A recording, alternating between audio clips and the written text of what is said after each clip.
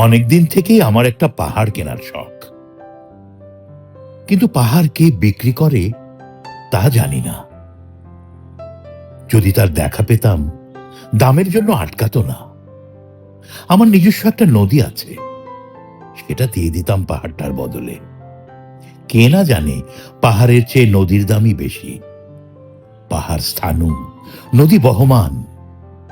তবু আমি নদীর বদলে পাহাড়টাই কিনতাম, কারণ আমি ঠকতে চাই।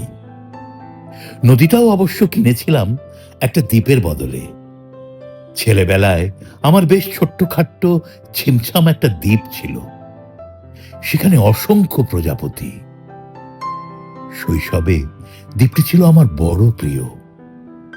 আমার যৌবনে দ্বীপটি আমার কাছে মাপে ছোট লাগলো। প্রবহমান ছিপছিপে তন্নি নদীটি বেশ পছন্দ হলো আমার। বন্ধুরা বলল, ওইটুকু একটা দ্বীপের বিনিময়ে এত বড় একটা নদী পেয়েছিস, খুব জিতেছিস তো মায়েরি। তখন জয়ের আনন্দে আমি বিহ্বল হতাম।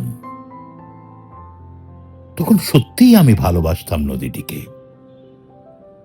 নদী আমার অনেক প্রশ্নের উত্তর দিত, যেমন, বলতো আজ সন্ধেবেলা বৃষ্টি হবে কিনা।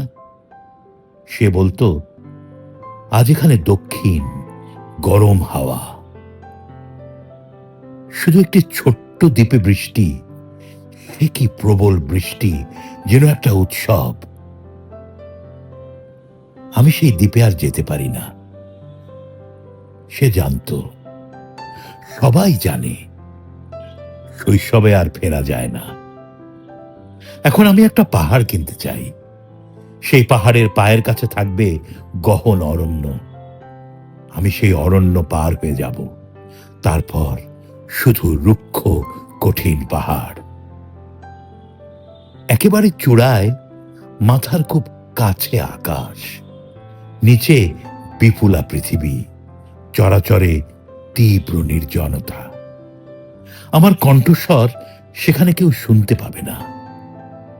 আমি ঈশ্বর মানি না, তিনি আমার মাথার কাছে ঝুঁকে দাঁড়াবেন না।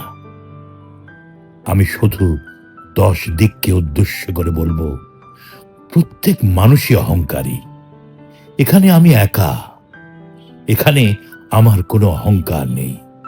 এখানে জয়ী হবার বদলে ক্ষমা চাইতে ভালো লাগে।